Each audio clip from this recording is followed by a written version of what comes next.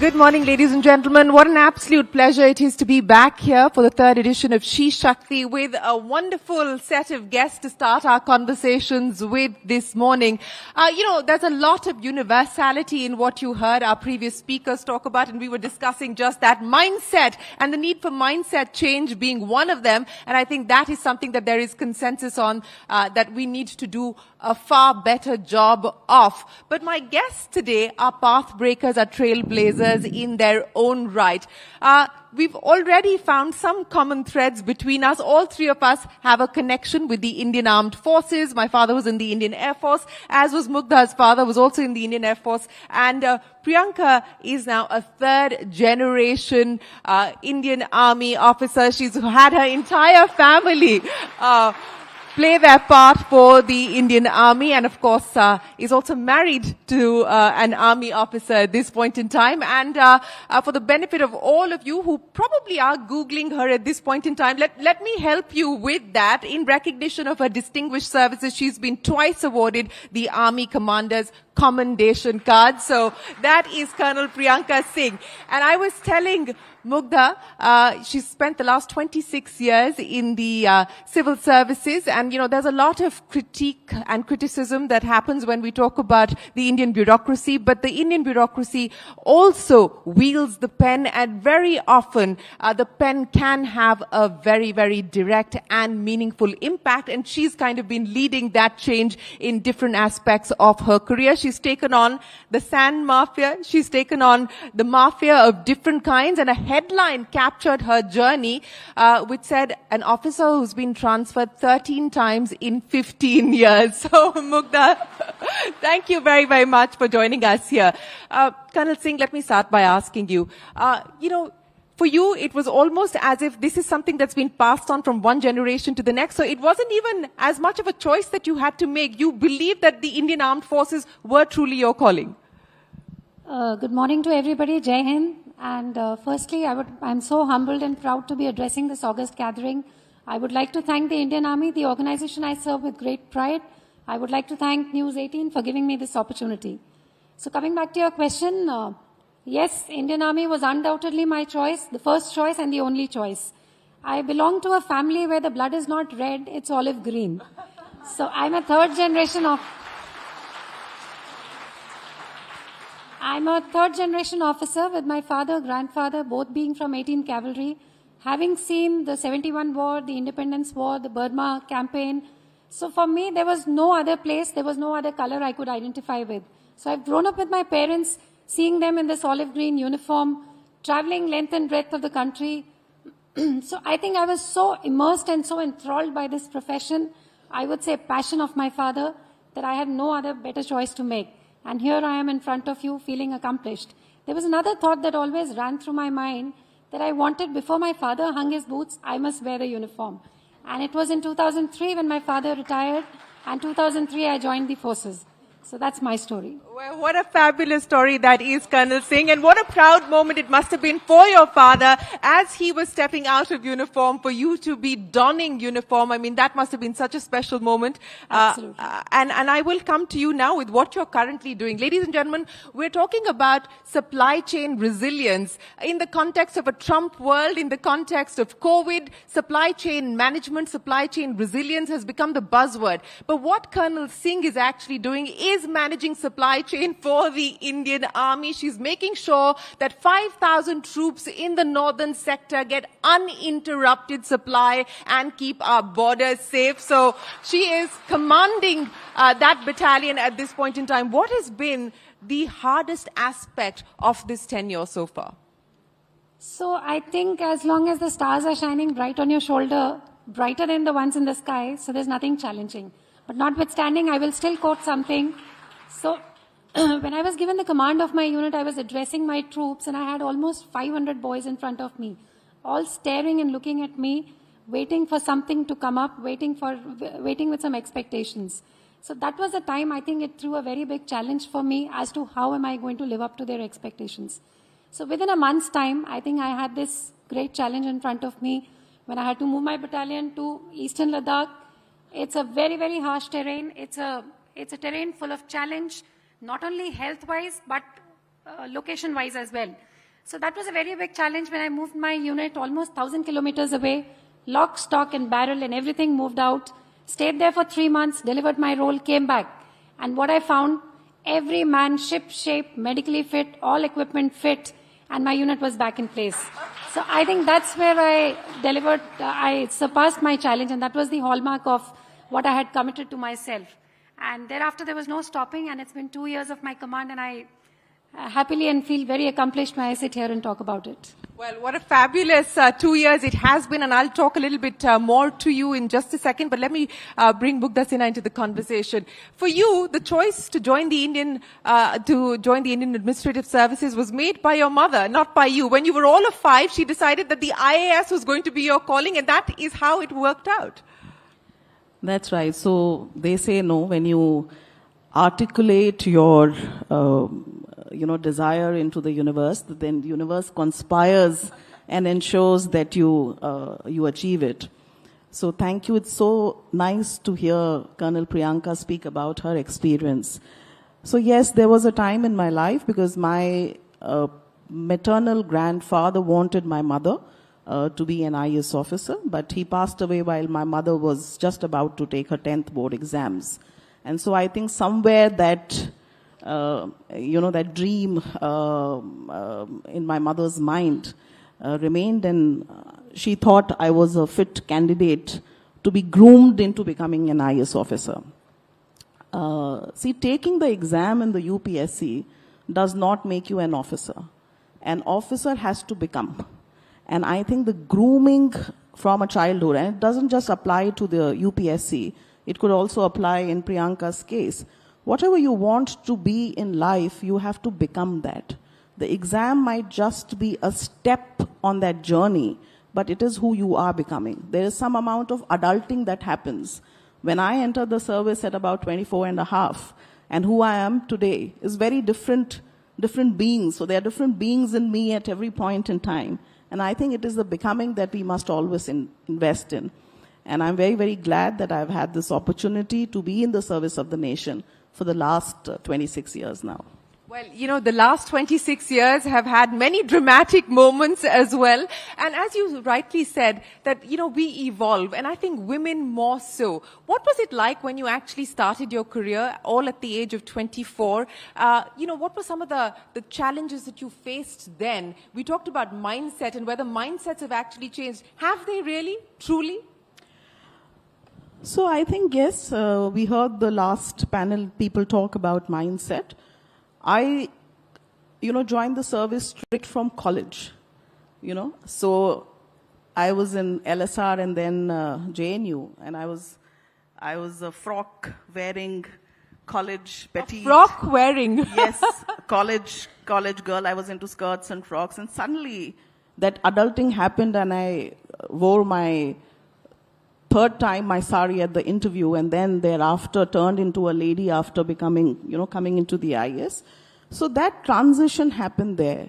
But, your grooming in the service happens when you start doing your independent assignments. And I'm extremely grateful to my first mentor, and I'll never forget to recognize him, because he was a stalwart in the service, a man of integrity, a man of character, who gave me a lot of opportunity, who actually groomed me, much like my mother who groomed me to be an IAS officer.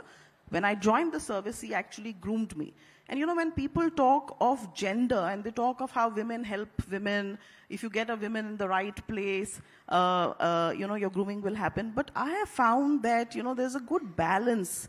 I'm kind of believe in the Buddha's middle path always, and I see that, we have to coexist. The two halves of the world have to coexist.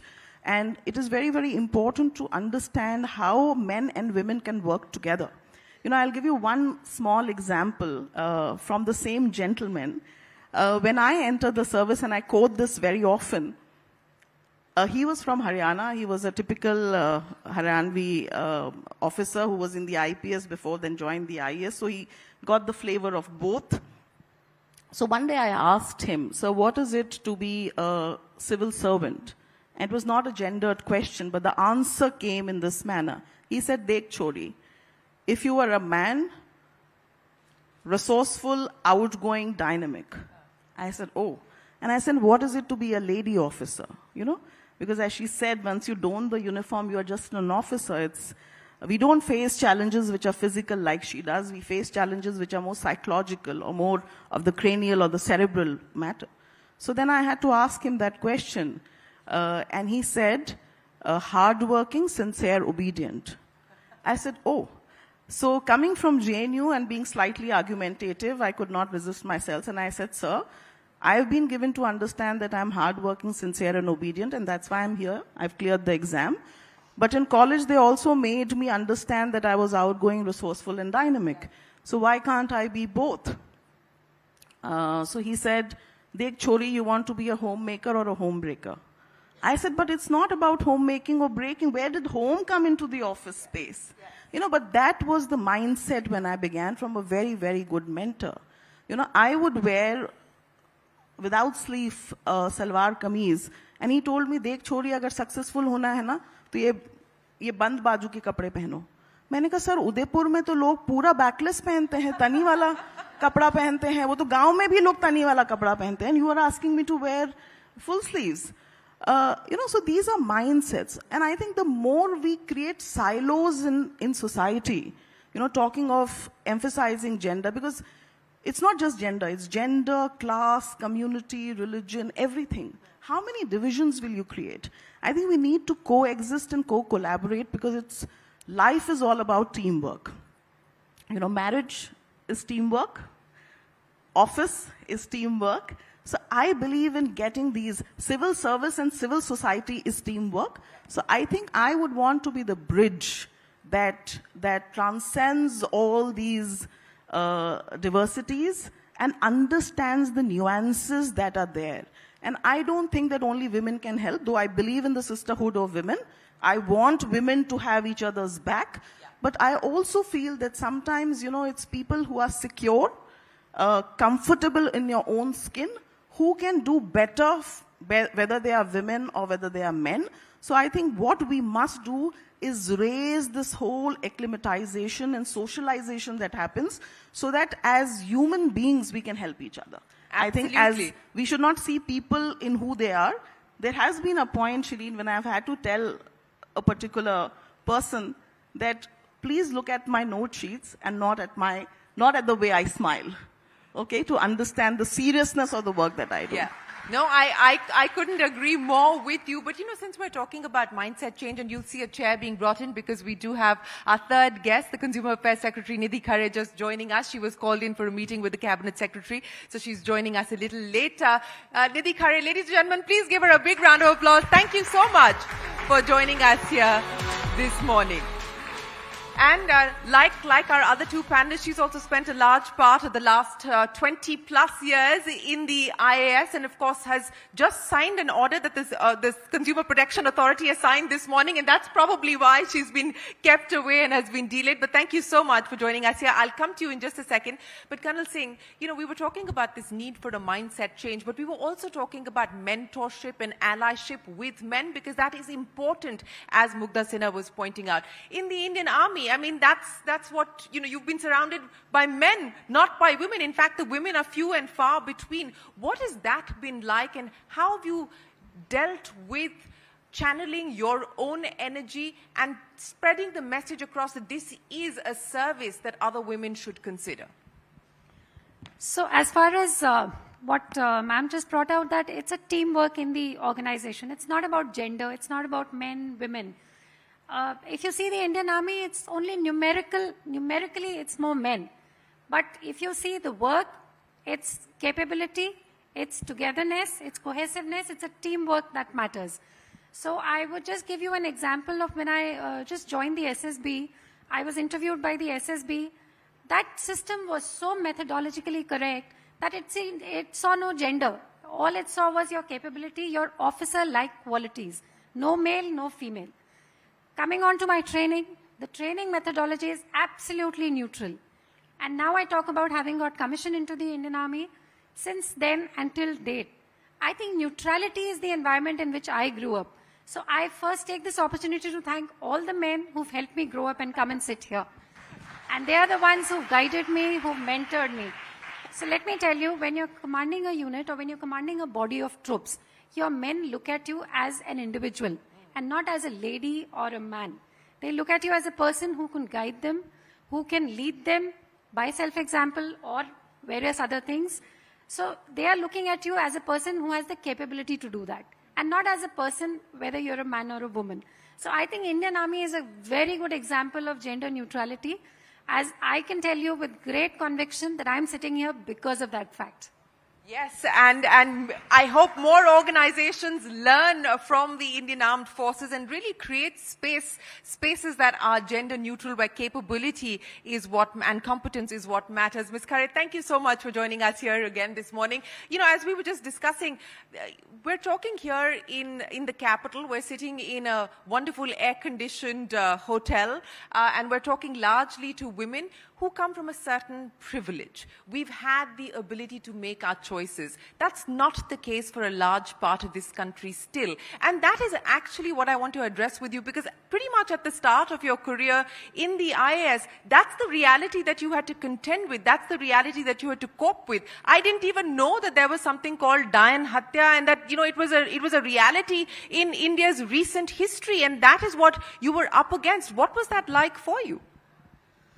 So while I agree with my co-speakers here that the services, even the civil services, has never made any distinction between, who you are, and even the people, where we have served largely were men only. But since I have served in both Bihar and Jharkhand, there also you were taken up more as a professional and as a good leader, as a good executor, and not so much about the gender. However, the reality is definitely for a large part of society has been such that, there were some cases of this Dayan Hatya, and in my early, very, very early, postings, this must be about, I think, 1997 or so, where... And 1997, ladies and gentlemen, is not very far back. Can you imagine that this was the reality in 1997 in India that a young IS officer had to deal with? So I was told that, the place of my posting was very peaceful, but I came to know that occasionally, there were these Dayan Hatya cases which were open and shut, and the police also, they just thought that, it is the village community which perpetuated this crime, and they came with the head of the witch, and along also with some of these weapons which were used to kill her. And therefore, nobody followed up, and therefore it was treated just like some kind of an incident. And therefore we thought that why this is injustice towards women, because for very small things like because people did not have access to health infrastructure, if there was some person who died or was suffering with some disease, it was some woman who maybe of some low stature or maybe a widow, they were branded as witches. And the worst is, if you are thinking that it was only for tribal society, it was not. It was permeating all societies and all faiths, all religion. And therefore we started with a, mass awareness, because we thought if people are made aware that there is nothing like, some such thing, then probably we can bring down the crime or atrocities against women. And we involved everybody, media, lawyers, politicians, people's representatives, panchayats, everybody, including the community leaders and so on. And therefore, from there, I think Bihar became the first state to actually enact prevention of, witch activities, 1999. And thereafter, many other states followed. Yeah. Other states also followed. So this showed the extent of, the problem that was existing, which I thought it was only, localized. Yeah. But it also shows the extent of the power that you enjoy and what change truly can happen if an officer decides to put their will and their might and exercise the actual powers that they have to try and make change happen, and that was very, very clear. But that's what I want to address with you. From a policy perspective, you were also involved with the DBT, which is the direct benefit transfer program that the government has put in place, which also ensures that, the benefits reach the actual person that deserve the benefits or are entitled to the benefits. That is another example of policy working for people, not people working for policy. So as somebody in the IAS, as you're looking at governance, what have been some of the key lessons that you take away that you believe we need to focus on and prioritize?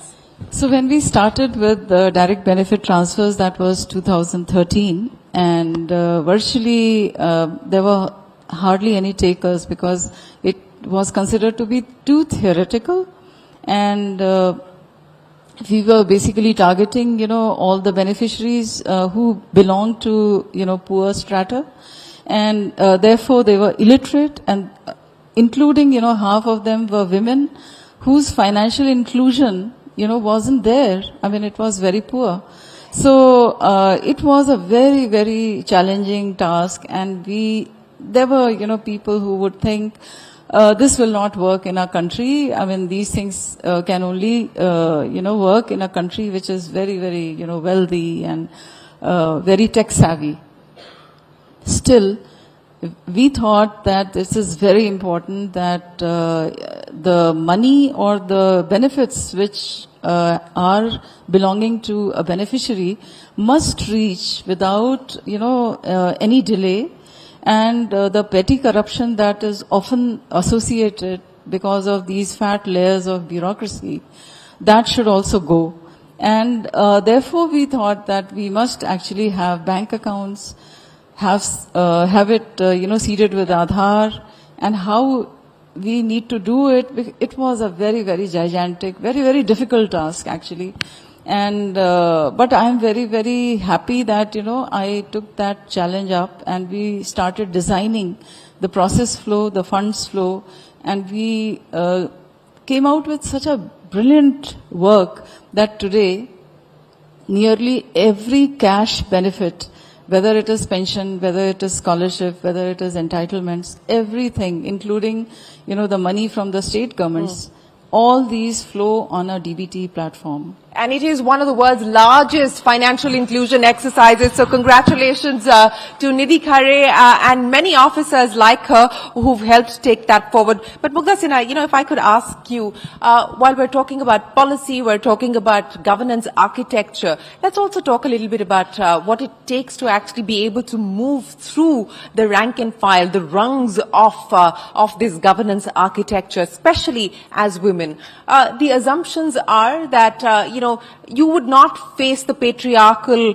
challenges, you would not face the patriarchal roadblocks that are often associated with other sectors. But that may not necessarily be the case. Do you want to share some examples of what it was like for you and how you decided to overcome that? So I'll give you an example from my SDM days.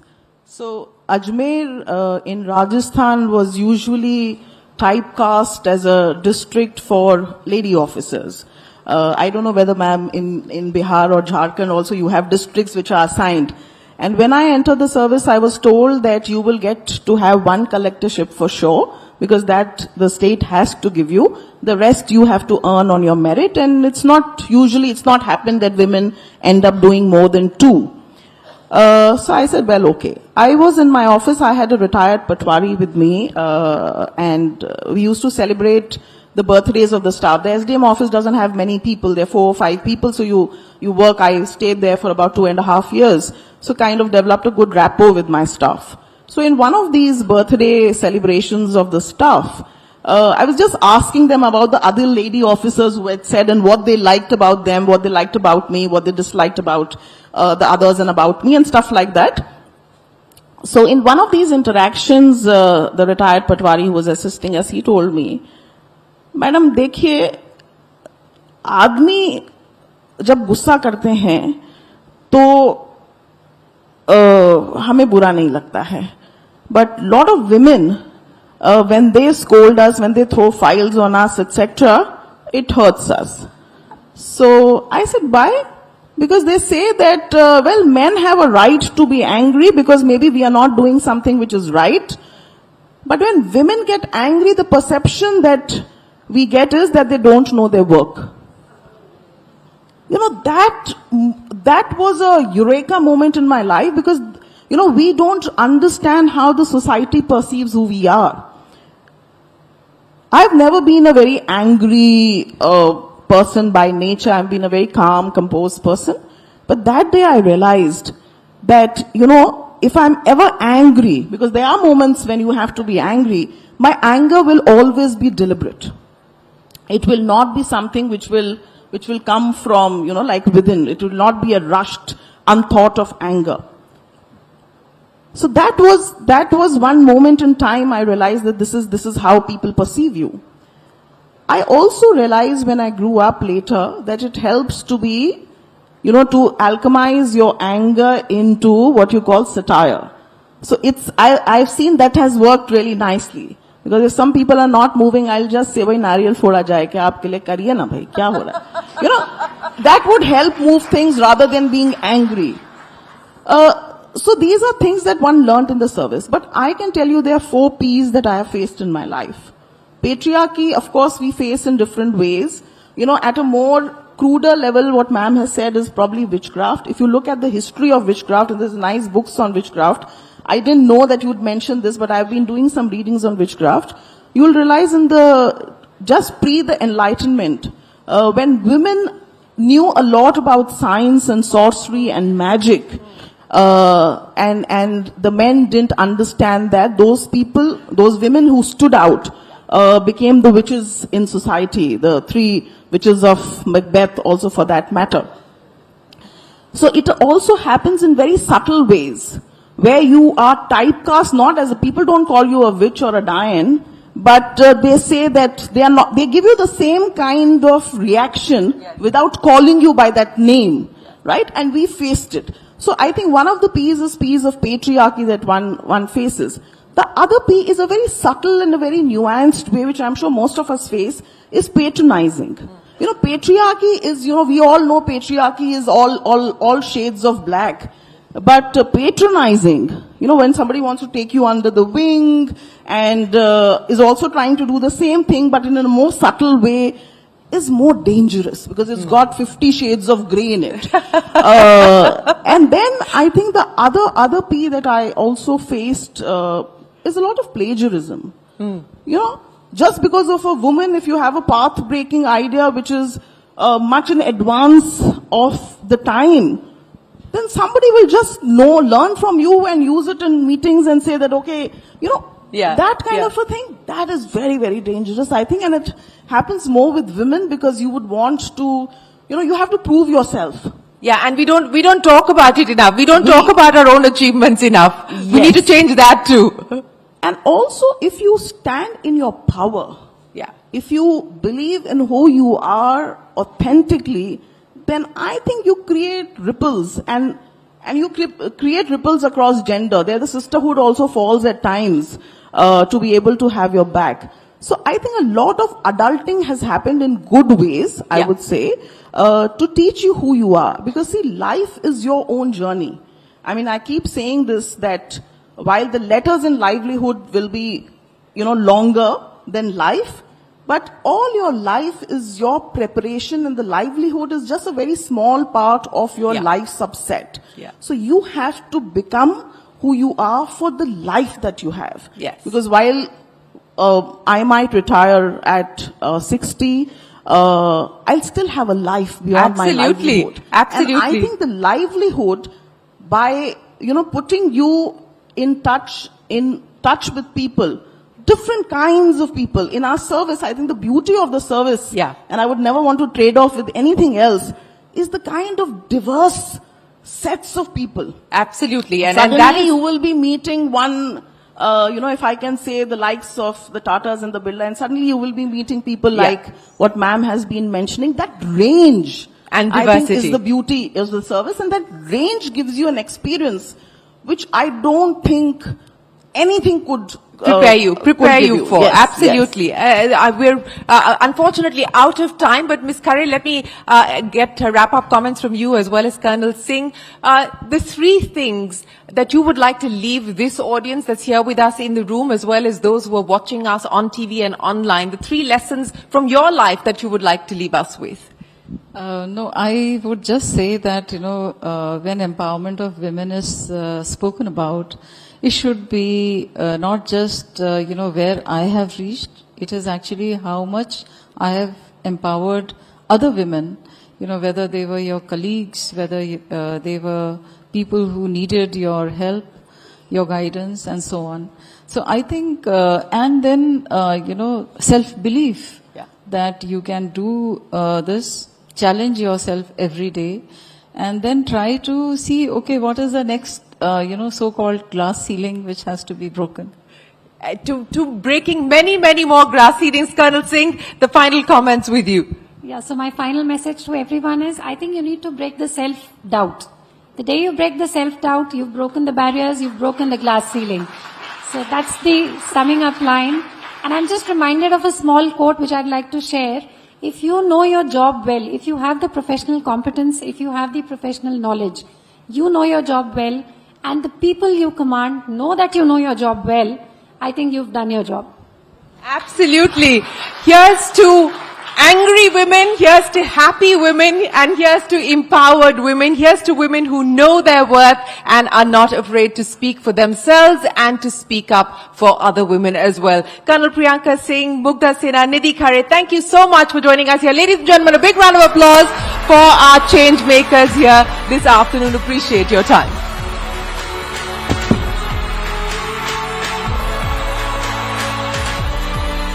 Keep that applause going, ladies and gentlemen, for this very powerful conversation.